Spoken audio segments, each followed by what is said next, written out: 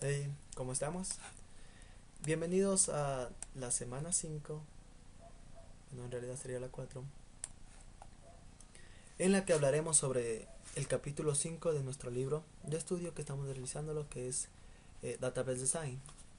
El capítulo 5 nos habla sobre el lenguaje, la lectura y escritura de datos con SQL.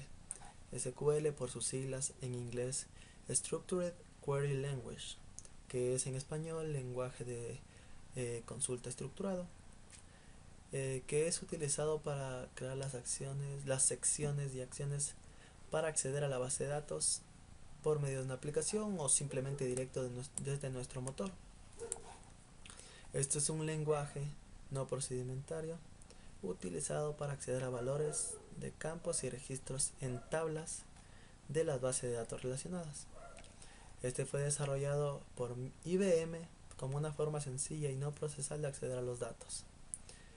Pero asimismo, a partir de su creación por IBM, varias empresas empezaron a desarrollar sus SQL, es decir, sus lenguajes de consulta estructurado.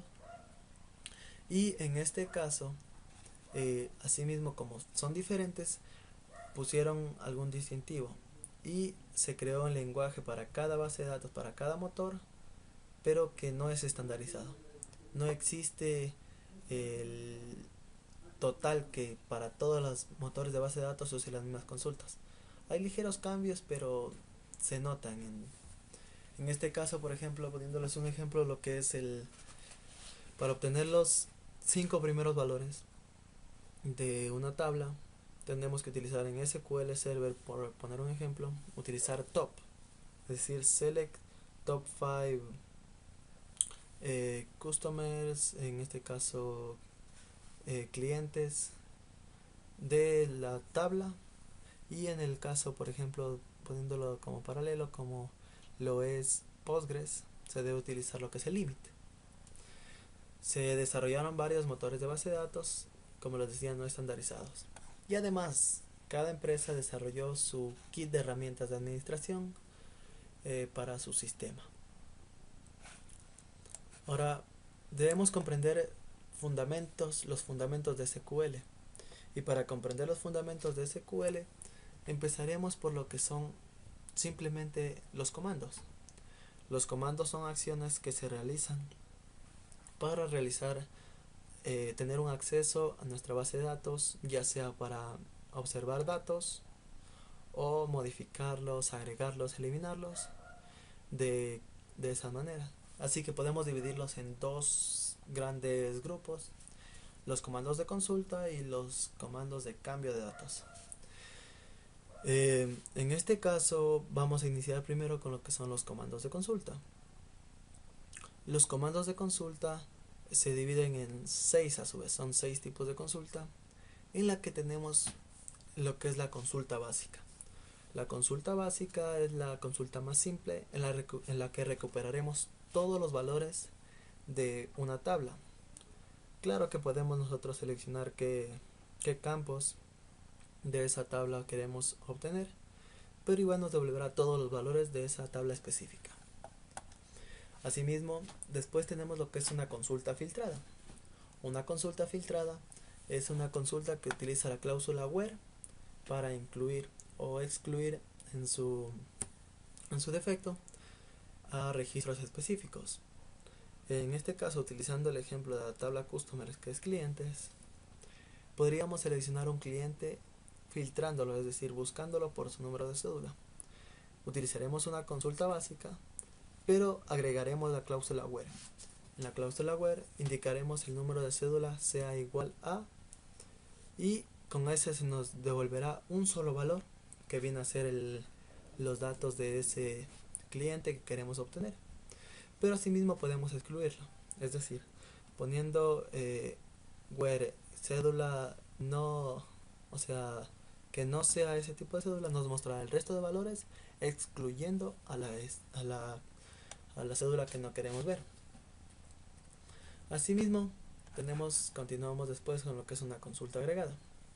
Una consulta agregada es la que utiliza la cláusula group by y que permite resumir, agrupar y o agregar registros en un conjunto de registros resumidos. En este caso podremos utilizar la cláusula group by para agruparlos por algún campo específico. Podríamos agrupar los registros, por ejemplo, por cliente, todos aquellos que por año de nacimiento, por ejemplo, por la ciudad, y también utilizando lo que se consulta filtrada. Y asimismo podemos ir uniendo todos los tipos de consulta, y también tendríamos lo que es una consulta de unión. Una consulta de unión es la que recuperaremos datos de dos o más tablas, en los que se debe tener claro, obviamente, campos clave relacionados. Es decir, por ejemplo, en una tabla facturas, la tabla clientes, hay un campo que es ID cliente, que en la tabla customers está como clave principal y en la tabla facturas está como clave foránea. Es decir, existe una relación y podemos obtener esos datos. Y se unen valores de campos clave relacionados. Las más eficientes son aquellas en las que relacionas directamente la clave principal y la clave externa relacionadas.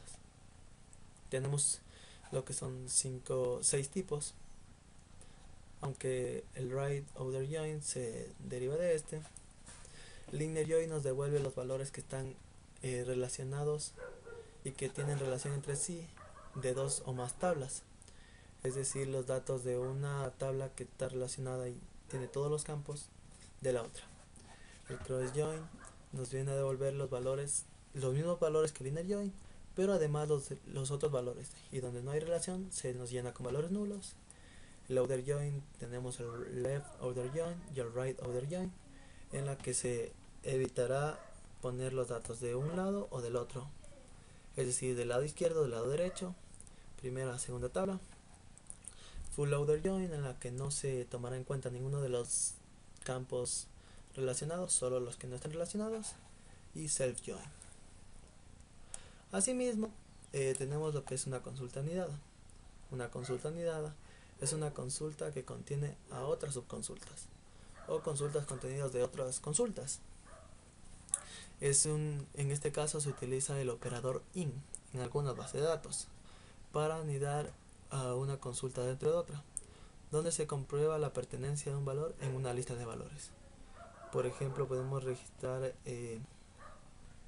utilizando una filtración lo que es un where, el ID cédula, IN y todo el listado de valores que queremos nosotros poner.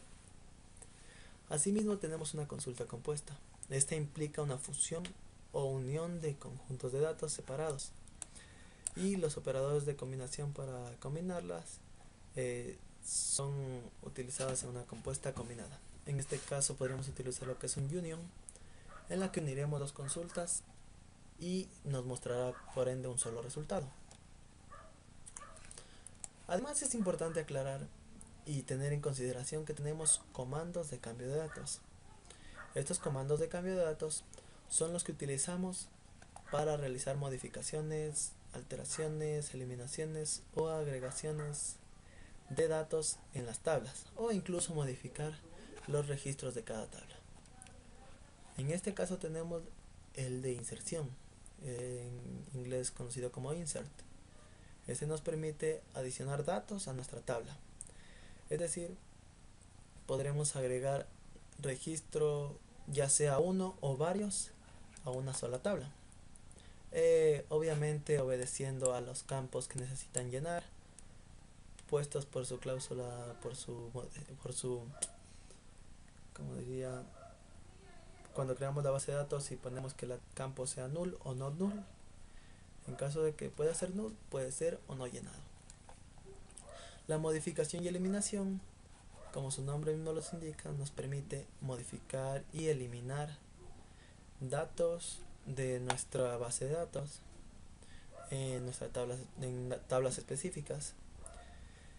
Y en caso de la modificación, podríamos modificar uno o varios campos a la vez, pero obedeciendo, claro, como les decía, las restricciones de las tablas. Es decir, si tiene que ser en varchar, tiene que ser solo número, eh, y en ese puede ser fecha, y así en esos campos obedeciendo a esos valores. Y el de eliminación nos permite eliminar valores o sea, datos de nuestras tablas. Pero en este caso tendríamos que tomar muy en consideración que los valores que vamos nosotros a eliminar deben estar, como hablábamos en el video pasado, de que deben estar no relacionados con otras tablas. Es decir, no tener unas tablas dependientes de ellos, debido a que esto nos causaría fallas catastróficas. Y por suerte algunos de los sistemas de base de datos tienen un control para esto, en la que permite que no se eliminen. Además, asimismo, tendríamos que comprender el concepto y el uso de las transacciones. Las transacciones son una parte muy importante al momento de realizar una consulta, un procedimiento almacenado, una función, perdón, en la que nos permitirá que los datos guarden su integridad. Por ejemplo, poniéndoles un ejemplo, realizamos una transacción en la que queremos modificar o eliminar n datos o realizar cualquier otro proceso, y llega hasta la mitad y ocurre un fallo. Si no tenemos lo que es transacciones, esos valores se modificarán la mitad de los datos y el resto se perderá sus cambios y se mantendrán. Es decir, no podremos controlar eso y no sabremos qué es lo que falló. En cambio, utilizando lo que es nuestras transacciones con el commit y el rollback, podríamos nosotros tener una información. Es decir, en caso de que se realice varios procesos dentro de una sola consulta y existe un fallo, si este se da, podríamos realizar un estado inicial antes de realizarse esa transacción.